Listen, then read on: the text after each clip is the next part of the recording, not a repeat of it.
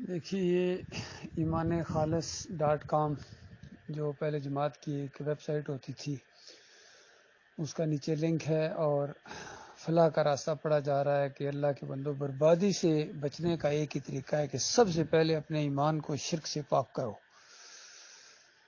تو یہی بات تو اب ہم کہہ رہے ہیں کہ اگر تم نے شرک سے پاک نہ کیا، اس کے اندر یہ جو گندگی ملا دی ہے محمد حنیف نے اور سعید احمد نے، اس سے پاک کرو، تب بربادی سے بچو گے، ورنہ تمہاری بربادی بالکل یقینی ہے، طے ہے۔ یہ اللہ کی کتاب کا آخری فیصلہ ہے۔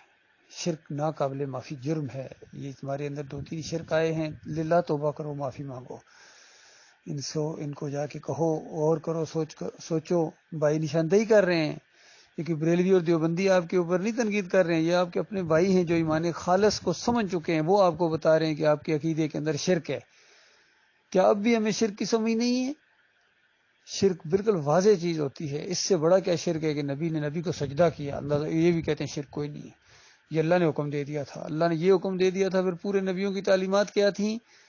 اتنی سادہ سی بات تمہاری سمجھ میں نہیں آتی ہے، پھر تو معاملہ گڑبڑ ہو گیا، پھر تو سمجھ ہی کو نہیں آتے کہاں اللہ نے حکم دے دیا۔ ہر دور کا مشرک یہی کہتا ہے کہ اللہ تعالیٰ نے ان کے ہاتھ میں یہ سب کچھ دے دیا، اللہ نے ان کو علم الغیب بنا دیا ہے، اللہ نے ان کو مختار کل بنا دیا ہے، اللہ نے ان کو مشکل کشا بنا دیا ہے، اللہ نے کہا ہے کہ ان کے واسطے وسیلے سے دعا مانگو، اللہ نے کہا ہے کہ ان کی نظر و نیاز کرو، یہ سب کچھ پھر اللہ نے کہہ دیا ہے، تو پھر تو مسئلہ ختم ہو گیا، سمجھ ہی نہیں آ سکتا حقیقت کیا ہے۔